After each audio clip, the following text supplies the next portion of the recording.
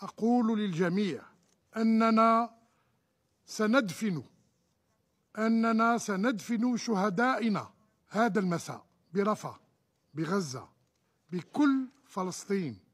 وأن الجزائر ستعود غدا